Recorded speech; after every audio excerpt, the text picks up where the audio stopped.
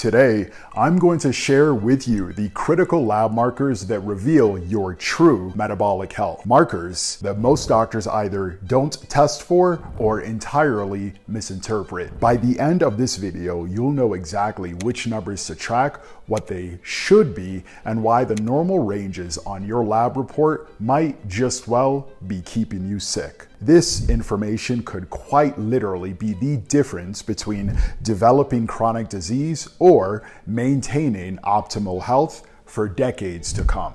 As both a medical doctor and a mechanical engineering graduate, I've analyzed thousands of lab reports and helped hundreds of clients reverse metabolic dysfunction by optimizing these exact markers that I'm about to show you. One client, Jay, came to me with normal lab values according to his doctor, yet he was 43 pounds overweight with constant fatigue. After we optimized these lab markers, he lost all the excess weight he had previously tried and failed to lose, and his energy skyrocketed. Another client, Mary, was told her labs were fine despite being pre-diabetic. By focusing on these markers, she avoided medication and reversed her condition entirely. The data doesn't lie. When these markers are in the optimal range, metabolic health follows. Here's how we'll break this down. First, I'll explain why the normal ranges on your lab report are actually just statistical averages of a sick population. Then, I'll walk through each of the critical markers one by one, showing you the optimal ranges for true health, not just avoiding disease. Finally, I'll share what these markers tell us about your metabolic function and what you can do if yours aren't where they should be. Let's dive in. Before we get into the specific markers, I need to make something crystal clear. The normal ranges for lab tests and anthropometric measurements are just that. They are the range most Americans fall between. Therefore, in a population where most people are sick, what good is being normal? To prevent disease, you have to entirely reject satisfaction with normal. Chase optimal lab results instead. This is critical because dysfunction always precedes disease. By the time your doctor tells you that you have a diagnosable condition, metabolic dysfunction has likely been present for years or even decades. The markers I'm about to show you can reveal this dysfunction long before it manifests into full-blown disease. Think of it this way. If you're driving towards a cliff, would you rather have a warning when you're 100 feet away or when you're already falling? These markers are your early warning system. So let's start with the blood markers that reveal your metabolic health. First up is high sensitivity C-reactive protein, or HSCRP. C-reactive protein is a substance that increases when there's inflammation in the body. Inflammation can be caused by various factors such as an unhealthy diet, immune system reactions, infections, releasing certain proteins, or other conditions entirely. Another theory suggests that problems with our cells' energy factories called mitochondria may also lead to inflammation. If your HSCRP is too high, this indicates an excess of inflammation in the body. This can result from various reasons such as immune system reactions, aging, or other conditions that cause inflammation. If lab results are not within the optimal range, it means there may be too high a degree of inflammation in your body. Sustained inflammation is a significant contributing factor towards the development of metabolic dysfunction and then ultimately to widespread metabolic disease. Next, let's look at hemoglobin A1C. Hemoglobin A1C measurement is a method that paints the picture of the average blood sugar levels from the past 3 months. It involves looking at how sugar attaches to hemoglobin within red blood cells. Hemoglobin is a part of our red blood cells, and these cells usually live for about 3 months, though it can vary for each person. This method measures the percentage of hemoglobin that has sugar attached to it. The A1C test is imperfect. It might miss diagnosing some people. In fact, it only correctly identifies about 60% of people with blood sugar issues. That means a significant number might not get timely treatment. Some studies found that the test actually often misses prediabetes or diabetes and sometimes mistakenly diagnoses people. While conventional medicine considers below 5.7 as normal, between 5.7 and 6.5 or higher as diabetes, I want you to aim for the optimal range of 4.5% to 5.3%. This is where metabolic function is truly optimized. Next, let's look at fasting glucose. The sugar level present in the blood at any given moment affects mood, energy levels, and more. Blood sugar levels can vary, being either too high or too low, and these variations can signify different health conditions. When levels are too high, it may indicate a problem with diabetes, which relates to issues with the pancreas or how the body responds to insulin. Specifically, a fasting blood sugar reading between 100 and 125 milligrams per deciliter suggests prediabetes, while levels greater than 126 milligrams per deciliter point to diabetes. Often, these elevated levels result from individuals not properly fasting before their test. Additionally, high blood sugar can highlight problems with the way the body processes carbohydrates, particularly in the liver, and can also be influenced by both short-term and long-term stress. On the other hand, when blood sugar levels are too low, it might be due to factors like not eating enough, diabetes, or adhering to a low-carb or keto diet. Next is fasting insulin, which is perhaps the most overlooked yet critical marker. Insulin manages our blood sugar levels, keeping it steady whether we've eaten or not.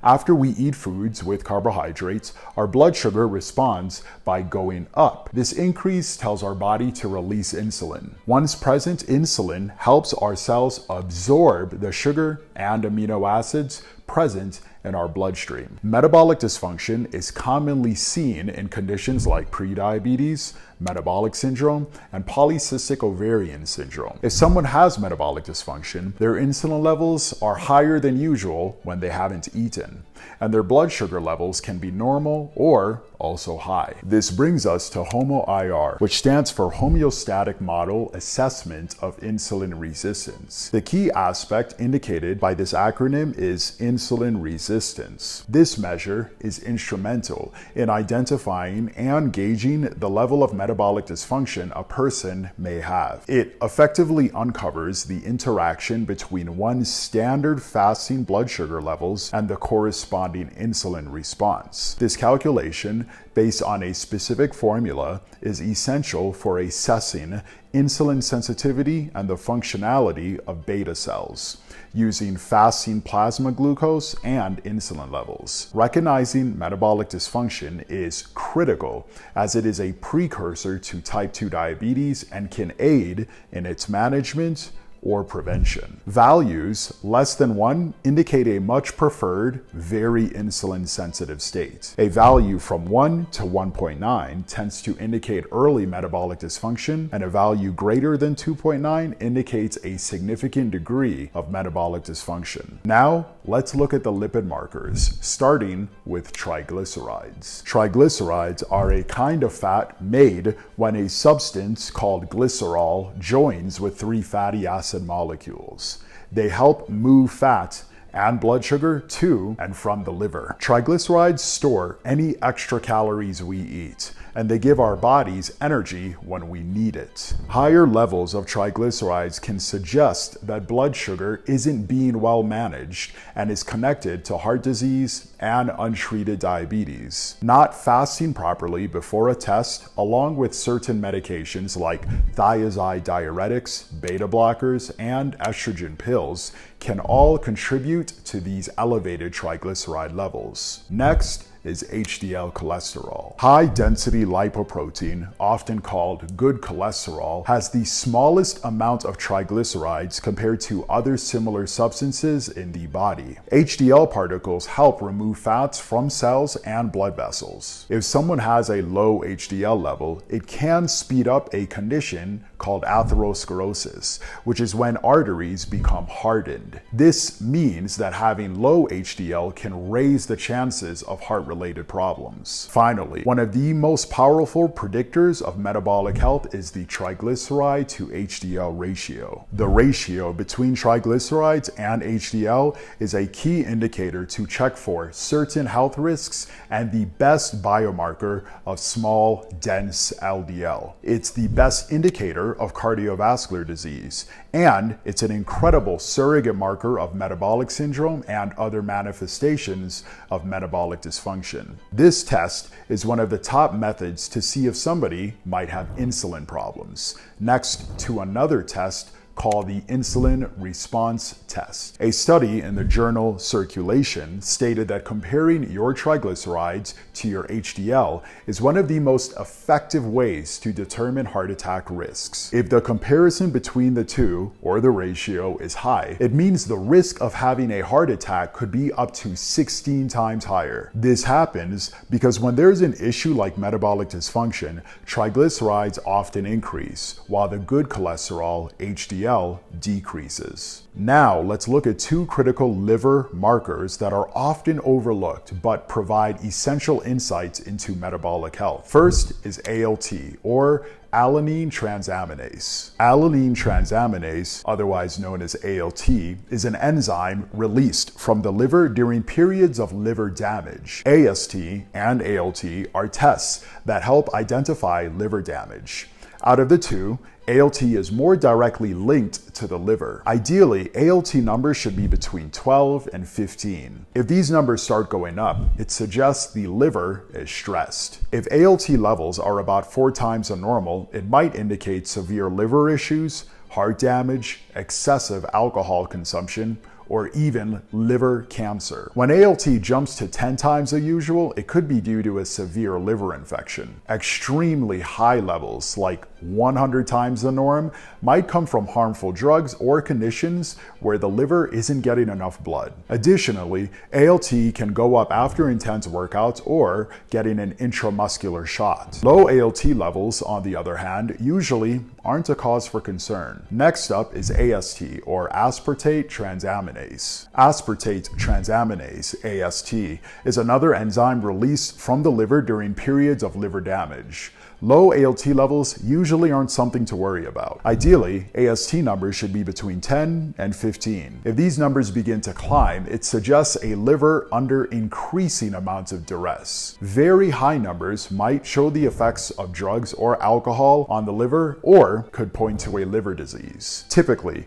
when the liver gets damaged, both AST and ALT numbers go up together. Most of the time, ALT is a bit higher than AST, so their ratio is usually less than 1. But in certain situations, like with alcohol-related liver problems, cirrhosis, or during the first couple days of a severe liver injury or a blocked bile duct, AST might be higher than ALT, making the ratio more than 1. These liver markers are particularly important because the liver plays a central role in metabolic health. It's responsible for processing carbohydrates, fats, and proteins.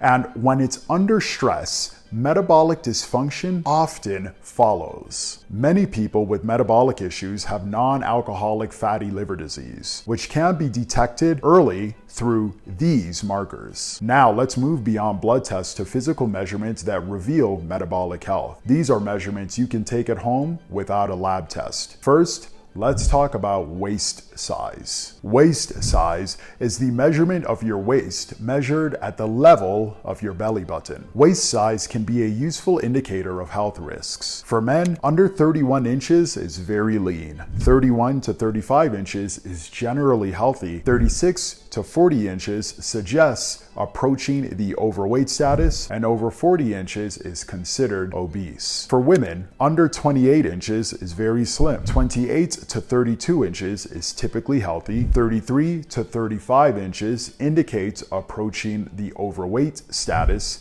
and over 35 inches is considered obese. Ideal waist sizes are under 34 inches for men and under 30 inches for women. As waist size increases beyond these points, visceral fat amounts increase with it, as well as health risks like heart disease and diabetes. However, very low measurements can also indicate potential underweight issues if accompanied by low overall body mass. Next is blood pressure. Blood pressure is the force exerted by circulating blood against the walls of blood vessels, measured in millimeters of mercury and expressed as two numbers: systolic, which is the pressure experienced during heartbeats, over diastolic, which is the pressure experienced between heartbeats. Optimal blood pressure is generally considered to be below 120/80 millimeters of mercury. Readings between 120 to 129 systolic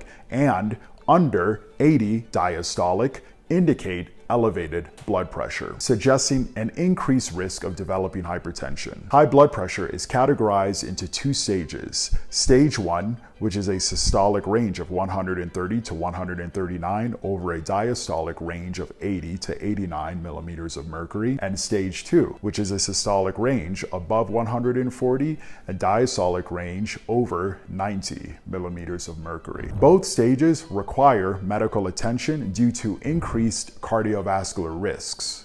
A reading above 180 over 120 millimeters mercury is a hypertensive crisis, demanding immediate medical care. Low blood pressure below 90 over 60 millimeters of mercury can cause dizziness and fainting. Blood pressure fluctuates naturally, so diagnosis is typically based on multiple readings over time. The lower the blood pressure, while remaining within normal ranges, the lower the risk of cardiovascular issues. However, interpretation should always be done by a healthcare professional considering individual health factors. Finally, let's look at resting heart rate. Resting heart rate, otherwise known as RHR, is the number of heartbeats per minute while at rest, serving as a key indicator of cardiovascular fitness and overall metabolic health. A resting heart rate between 60 and 100 beats per minute is generally considered normal for adults,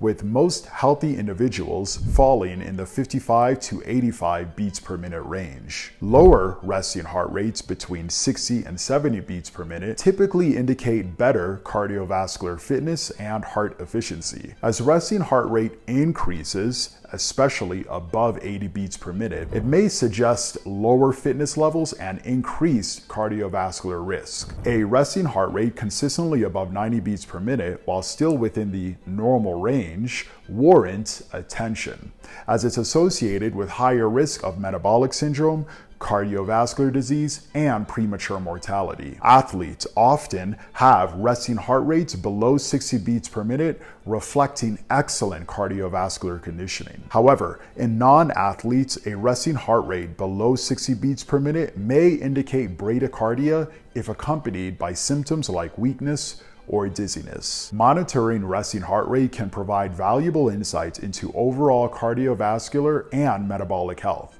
with lower rates generally indicating better fitness and reduced risk of metabolic diseases. Now that we've covered all metabolic health related markers, let's talk about what they collectively tell us about your metabolic health. These markers aren't just random numbers. They're windows into how your body is functioning on a cellular level. When these markers are out of range, it's a sign that your metabolism isn't working optimally. This metabolic dysfunction is the root cause of most chronic diseases we face today as a society. Think about it: heart disease, diabetes, Alzheimer's, PCOS, erectile dysfunction, fatty liver disease. All of these seemingly different conditions share a common origin in metabolic dysfunction. That's why addressing these markers early can prevent multiple diseases simultaneously. The good news is that these markers are highly responsive to lifestyle changes. I've seen clients normalize all deranged markers within 8 to 12 weeks with the right approach. And when these markers improve, symptoms disappear,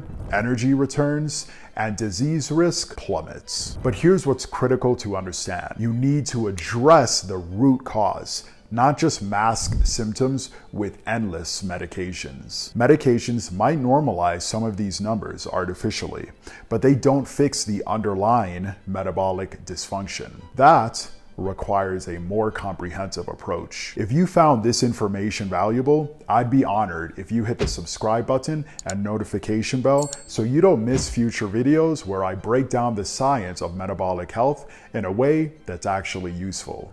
Now, if you're looking at these markers and realizing your metabolic health isn't where it should be, you're not alone. Most people are struggling with at least some degree of metabolic dysfunction, but it doesn't have to stay that way. I work with a limited number of clients who are committed to transforming their metabolic health for the better, using advanced metabolic testing to establish a baseline, personalized protocols derived from those baselines, and high accuracy daily feedback tools. We identify and address the root causes of metabolic dysfunction rather than just treating symptoms. If you are serious about addressing the root cause of your health struggles and want to see if we might be a good fit to work together, click the link in the description below to learn about my approach. Remember, the goal isn't to be normal. It's to engineer your metabolism and transform your health. Thank you for watching, and I'll see you in the next video.